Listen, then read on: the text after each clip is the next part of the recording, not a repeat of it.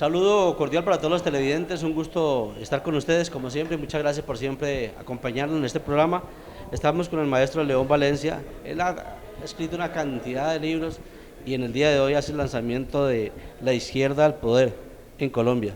Maestro, bienvenido, ¿cómo le da? Un gusto saludarlo. Bueno, muchas gracias por invitarme por este programa, muchas gracias. Pues es la historia de la izquierda y las guerrillas en Colombia. También es una referencia personal y una historia del país, como el contexto en los últimos 60 años. ¿Cómo fue esa lucha de la izquierda por llegar al poder?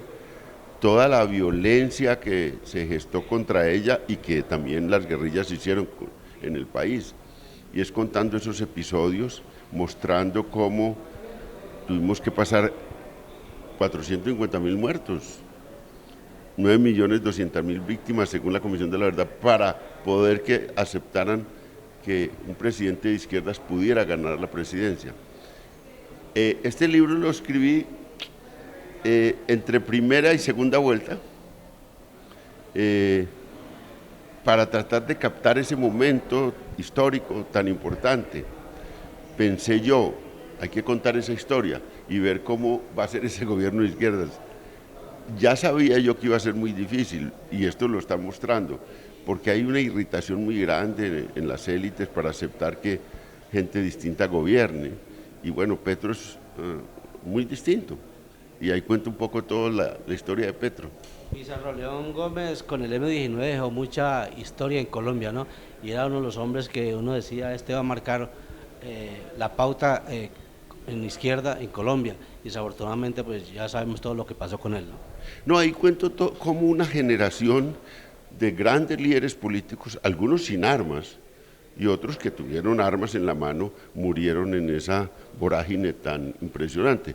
No quiere decir que tampoco de aquel lado las guerrillas pues eran santos, era una confrontación entre fuerzas muy dura, pero eso en un país que había tenido la violencia también para incluirse liberales y conservadores durante toda la mitad del siglo XX, y volvimos y lo repetimos, es una tragedia muy grande y quiere decir que aquí hay mucha dificultad para aceptar opciones políticas distintas, incluso cuando ganan legítimamente, porque en el caso de Petro, pues fue la democracia la que lo llevó al poder y ya vemos las dificultades que tiene para gobernar.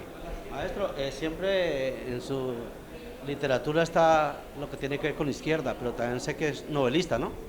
Sí, y claro, y me gusta más, me siento más contento escribiendo literatura, pero no puedo salir de la escritura política porque he vivido 30 años haciendo investigaciones, pero he escrito 2 novelas, una que se llama Con el pucho de la vida, otra se llama La sombra del presidente.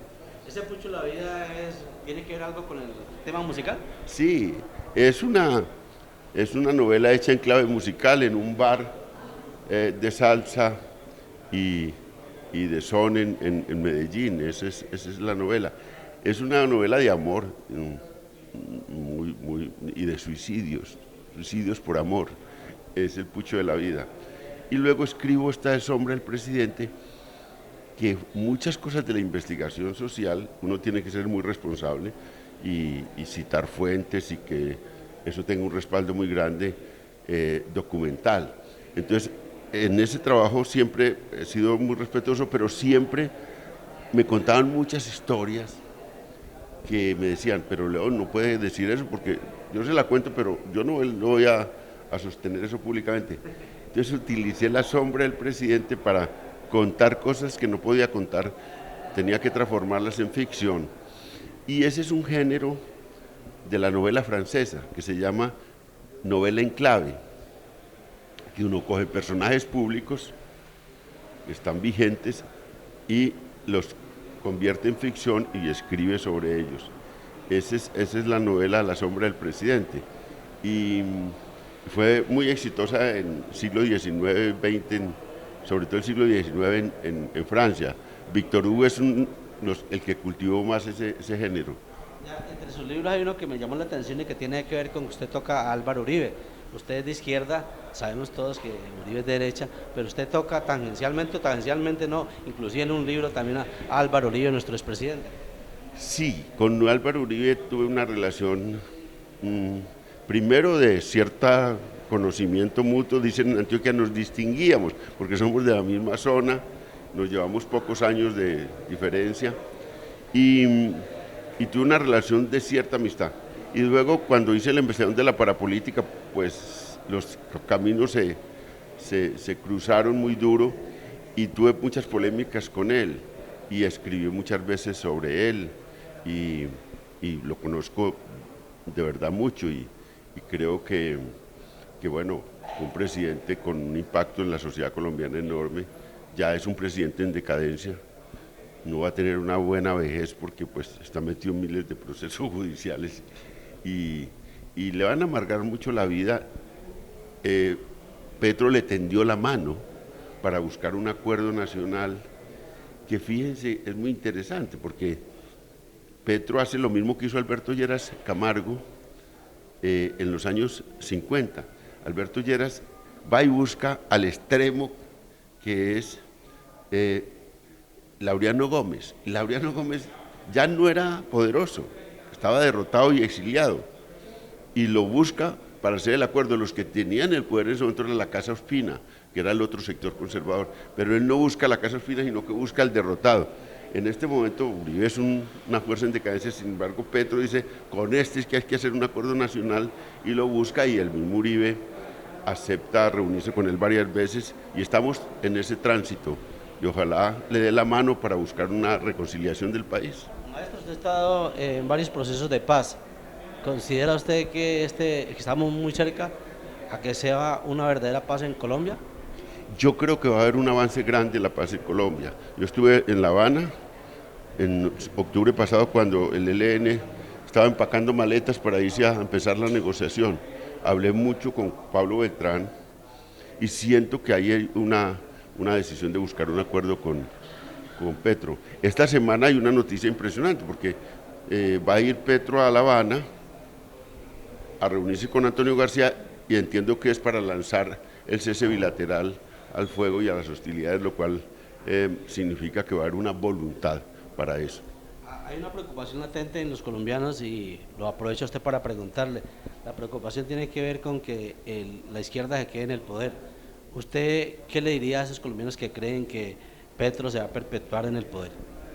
Es que no puede, aunque quisiera. Colombia, incluso para un presidente tan popular como fue en un momento Uribe, pues no aceptó el país y las instituciones no aceptaron una segunda reelección. Logró una primera reelección, pero luego no le aceptaron una segunda reelección. Yo no creo que eso ocurra, ni creo que lo vaya a intentar Petro, porque Petro, al contrario, en todos estos últimos discursos, ha sido muy afirmativo en la defensa de la Constitución y del marco democrático del país, entre otras cosas porque él se cree, de alguna manera algo aportó, él se cree, digamos, padre de la Constitución del 91 y de sus instituciones. Maestro, nosotros sabemos que usted es muy cercano al actual presidente, al doctor Gustavo Petro, y para los colombianos también. ¿Son necesarias todas estas reformas? Sí, es que este país ha ido siempre en contravía de las reformas que en toda parte se hicieron, por ejemplo, la reforma agraria. Los dos grandes reformistas del siglo XX, liberales, fracasaron, López Pumarejo y Lleras Restrepo. O sea, Colombia es un país negado a los cambios y a las reformas, lo ha sido, y lo que ha hecho Petro es venir a poner en discusión todos esos temas que nunca se discutían. Hace 40 años no se discutía reforma agraria, y eso es muy grave para un país, digamos, un país de más alta concentración de la tierra, no se discute transformar el agro. Aquí hay una resistencia enorme y lo vemos, la crispación que hay hoy en las élites y la negativa a aprobar reformas. Ya, el libro yo creo que es muy diciente, ¿no? En la izquierda al poder, y lo está demostrando con presidente a bordo y con presidente del Senado también a bordo. Sí. Y con vicepresidenta a bordo. Sí.